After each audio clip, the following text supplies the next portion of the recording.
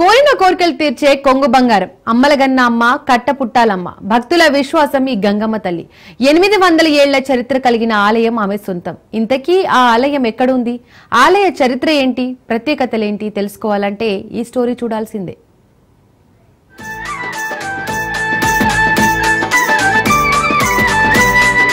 ప్రస్తుతం నేను తిరుపతికి సమీపంలోని కరకంబాడి రోడ్డులో ఉన్న కట్టపుట్టాలమ్మ దేవాలయం ఆలయం దగ్గర ఉన్నాను. అయితే ఈ కట్టపుట్టాలమ్మ ఆలయం చాలా ప్రసిద్ధిగాంచిందని, చాలా చరిత్ర కలిగిందని, చాలా మహిమ కలదని కూడా ఇక్కడున్న స్థానికులైతే కొంతమంది చెప్తున్నారు. అందుకే ఈరోజు రాజు న్యూస్ ప్రేక్షకులకు ఈ ఆలయం గురించి చెప్పడానికి నేను ఇక్కడికి వచ్చినాను. ప్రస్తుతం మనం చూస్తున్న దృశ్యాలు కూడా చూడొచ్చు.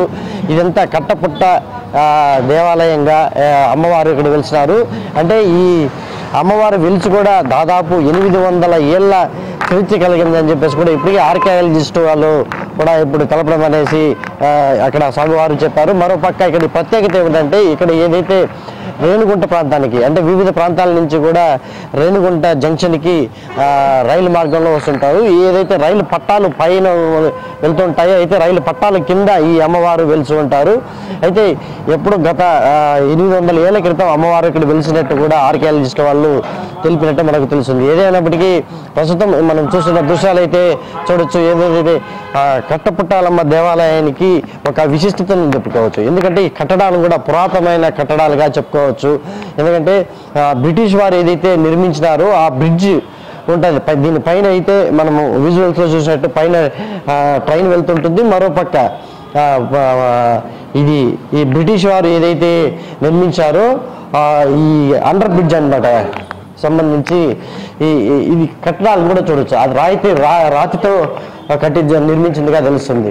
పూర్తి స్థాయిలో మనం చూస్తే ఇది బ్రిటిష్ వారు నిర్మించిన ఈ అండర్ బ్రిడ్జ్ అని కూడా చెప్పుకోవచ్చు. అంటే గతంలో ఇది అమ్మవారిని దర్శించుకునే దానికి అప్పట్లోనే అంటే బ్రిటిష్ వారు నిర్మించిన మామూలుగా చూస్తుంటాం ఎక్కడైనా రైలు బ్రిడ్జ్ల కింద కొన్ని ఇలాంటి బ్రిడ్జిలు కనిపిస్తాయి. అలాంటిదే ఈ బ్రిడ్జ్ అని కావచ్చు. అందులో ముఖ్యంగా ఈ అమ్మవారి కోసమే ఈ బ్రిడ్జిని కూడా నిర్మించినట్టు కూడా ఆర్కియాలజిస్ట్ వారు మనకు చెప్పినట్టు తెలుస్తుంది. ఏదేమైనప్పటికీ చాలా మహిమగల అమ్మ అనేసి కూడా ఇక్కడ చాలా మంది స్థానికులు అయితే చెప్తున్నారు. ఎందుకంటే ఇది హైదరాబాదు కడప జాతీయ రహదారులు వెళ్ళేటప్పుడు ప్రతి ఒక్కరు కూడా దర్శించుకుంటే మంచిదనేసి కూడా చెప్పుకోవచ్చు. ఎందుకంటే ముఖ్యంగా ఈ మహిమ గల అమ్మవారు మనం చూస్తేనే అంత అర్థమవుతుంది. అమ్మ ఎంత తొందరగా అలంకరించారని చెప్పేసి కూడా పూర్తి స్థాయిలో. ఎందుకంటే తిరుపతి తాతయ్య గుంట గంగమ్మ ఏదైతే తిరుపతి నడిబొడ్డులో ఉంది, ఈమె తిరుపతికి పొలిమేరులోని ఈ ఆలయం చాలా విశిష్టత అని చెప్పుకోవచ్చు. తిరుపతిని 7 గంగమ్మలు కాపాడుతూ ఉంటారని అంటుంటారు. అందులో ఒకటి ఈ కట్టపుట్టాలమ్మ గంగమ్మ. ఈ ఆలయం రేణిగుంట నుంచి కడపకు వెళ్లే దారిలోని కరకంబాడిలో ఉంటుంది. ఈ ఆలయానికి 8 ఏళ్ల ప్రత్యేక చరిత్ర ఉంది. పైన రైల్వే ట్రాక్, కింద గుడి. తిరుపతికి సమీపంలోని రేణిగుంటలో మాత్రమే మీకు అలాంటి గుడి కనిపిస్తుంది. పేరు కట్టపుట్టాలమ్మ ఆలయం. పట్టాలపైన రైలు కూత పెడుతుంటే కింద ఆలయంలో అమ్మవారు పూజలందుకుంటారు. ఈ ఆలయానికి శతాబ్దాల చరిత్ర ఉంది. చెరువు కట్టపై కొలువై ఉన్న ఈ అమ్మవారిని స్థానికులు ఇష్టదైవంగా కొలిచేవారట. బ్రిటిష్ వారి కాలంలో అమ్మవారి ఆలయం మీదుగా రైల్వే లైన్ వేయాలని నిర్ణయించారు. పనులు చేపట్టారు. కానీ ముందుకు సాగడం లేదు. తరచూ ఏదో ఒక అవాంతరం ఏర్పడేదట. ఇది అమ్మవారి మహిమేనని స్థానికులు చెప్పడంతో ఆలయాన్ని బ్రిటిష్ వారు అప్పట్లోనే ఒక బ్రిడ్జ్ లాగా నిర్మించి గంగమ్మను అక్కడ దర్శనం చేసుకునే విధంగా రాతి కట్టడం కట్టారు. అదే ఆ తర్వాత శ్రీ కట్టపుట్టాలమ్మ అమ్మవారి ఆలయంగా పేరుగాంచింది. అమ్మవారి వచ్చి ఒక 750-800 ఏళ్ళుగా అని చెప్తా వచ్చారు మా పూర్వీకులు. ఇక్కడ అమ్మవారి ఎలా వెలిసిందంటే అప్పట్లో వ్యాపారవేత్తలు ఉంటారు కాబట్టి 800 సంవత్సరాల ముందు వ్యాపారవేత్తలు మిరియాలు ఎత్తుకొని పోతుంటే అమ్మవారికి ఒక వద్ద అంటే ముసలి వేషంలో వేసి నాకు తలనొప్పిగా ఉంది, మాతో నాకు కొన్ని మిరియాలు నిండి కాంచుకొని తాగుతాను అనేసి అంటే అమ్మవారు కాదు మిరియాలు కాదు అవి జొన్నలు అనేసి అన్నారు. వాళ్ళు వ్యాపార స్థలానికి పోయకుండా అవి జొన్నలు అయిపోయినాయి. వాళ్ళ తిరిగి వెళ్ళిపోయినాక జొన్నలు అయిపోయినాక అమ్మవారు ఇక్కడ శిల అయిపోయింది. ఈ మాత అంటే ఇంకా సరే వెనక్కొచ్చి ఇది అమ్మవారు జొన్నలు అని చెప్పి అబద్ధం అని చెప్పాము. మనం వెనక్కొచ్చి అమ్మవారికి దండం పెట్టుకొని తల్లిని మమ్మల్ని క్షమించండి, మేము ఇలా తప్పు చేసాము, మీకు అబద్ధం చెప్పాము ఇయకుండా అని వాళ్ళు అప్పుడు క్షమించమని అడిగి ఒక కోడి పొటేలు ఒక దున్నపోతు నరికి అమ్మవారిని శాంతం చేసి మిరియాలు కొన్ని తెచ్చిపెట్టినప్పుడు అవి మిరియాలు అయినాయి. అప్పటి నుంచి నిత్యం పూజలు అందుకుంటా ఉంది అమ్మవారు. ఇక్కడ మరో విశేషం ఏమిటంటే పూర్వం ఇది ఓ పెద్ద చెరువు. ఇక్కడ నుంచి వర్తకులు చెన్నైకి మిరియాలు, ఇతర ఆహార దినుసులు తీసుకెళ్లి వ్యాపారం సాగించేవారు.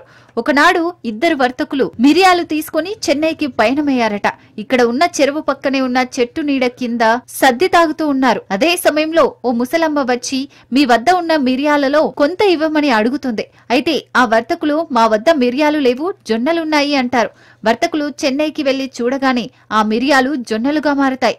ముసలమ్మ రూపంలో వచ్చిన వ్యక్తి అమ్మవారిగా గుర్తించిన వ్యాపారులు అక్కడికి వచ్చి అక్కడ కూర్చున్న ఆ గంగమ్మను తప్పు అయిపోయింది క్షమించమ్మా అంటూ అమ్మవారికి మిరియాలు, దున్నపోతులు బలిగా ఇచ్చి అమ్మవారిని శాంతింపజేశారంట. 10 సంవత్సరాలుగా వస్తున్నాం.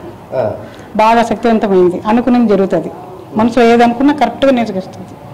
శక్తివంతమైంది అమ్మవారు. కోరిన కోరికలు కొంగు బంగారం. మంగళవారం, శుక్రవారం జాతరలు ఇప్పుడు వస్తాం ఖచ్చితంగా. ఆమెకి దున్నపోతులు అవి నరుస్తారు కాబట్టి ఫుల్ పవర్ ఉంటుంది దీని మీద. మనం ఏది అనుకున్నా జరుగుతుంది. ఆమెకి ఖచ్చితంగా జరుగుతుంది. న్యాయం ఉండాలి మన పక్క. ఖచ్చితంగా జరుగుతుంది. అప్పటి నుంచి నిత్యం ఆమెకి పూజలు చేస్తూ వస్తున్నారు అక్కడి ప్రజలు. అంతేకాకుండా ప్రతి ఏటా కట్టపుట్టాలమ్మ జాతర జరపడం ఆనవాయితీగా వస్తోంది. ఈ జాతరలో ఒక ప్రత్యేకత ఉంది. జాతరలో అమ్మవారికి జంతుబలి ఇస్తుంటారు. కొన్ని గ్రామాల వాళ్ళు ఈ అమ్మవారి పేరిట దున్నపోతు వదులుతుంటారు. ఆలయం ముందు భాగంలో ఓ గోతిని తవ్వి జాతరలో బలిచ్చిన వాటి కలేబరాలను పాతిపెట్టి ఆ తర్వాత జరిగే జాతర సమయంలో ఆ గొయ్యిని తవ్వి అమ్మవారి మహత్యాన్ని పరీక్షిస్తుంటారు. తిరిగి మరో సంవత్సరం జాతరకి ఆ మట్టి తెరిచి చూడగా లోపల ఏమీ మిగలవని ఉచ్చమైన మట్టి మాత్రమే కనిపిస్తుందట. ప్రతి సంవత్సరం సెప్టెంబర్ 1, 2వ వారము ఖచ్చితంగా జాతర చేస్తారు. బాగా ఆమెకు ఎట్లా అంటే మంగళవారం రోజు కోళ్ళు, ఏటలన్నీ బాగా బలిసి బాగా చేస్తారు. గ్రాండ్గా చేస్తారు. జాతర కూడా బాగా జరుగుతుంది ఇక్కడ. మరుసటి రోజు వచ్చి బుధవారం ఉదయాన్నే ఏమవుతుందంటే నాగార్తి అని దొడ్లమిట్ట గ్రామంలో ఈ గుడి నెంబర్ల దగ్గర ఉంటుంది. 10 మంది నెంబర్లు, 15 మంది నెంబర్లు ఉన్నారు వాళ్ళు. వాళ్ళ దగ్గర నుంచి నాగార్తి వస్తుంది. బ్యాండ్ మేళంతో ఫుల్ బిజీగా ఉంటుంది. ఆ రోజు బ్యాండ్ మేళంతో అమ్మవారిని నాగార్తిని బంగారు నాగపడికి ఉంది ఆమెకు. ఆ ఆర్తి తీసుకొచ్చి ఈ అమ్మ గుళ్ళు గర్భగుడిలో ఉండే అమ్మవారికి ఆర్తి ఇస్తారు. ఆ ఆర్తి ఇచ్చినాక ఆమెను ఆడ కూర్చోబెట్టేసి గుళ్ళు అప్పుడు ఇక్కడ దున్నపోతున్నకే స్టార్ట్ చేస్తారు. గంగమ్మను మొక్కుకొని ఏదైనా కోరికలు కోరుకుంటే తీరతాయని ఇక్కడి ప్రజలు ఎక్కువగా నమ్ముతుంటారు. అలా కోరిన కోరికలు తీరిన తర్వాత వచ్చి మొక్కులు తీర్చుకుంటూ ఉంటారు.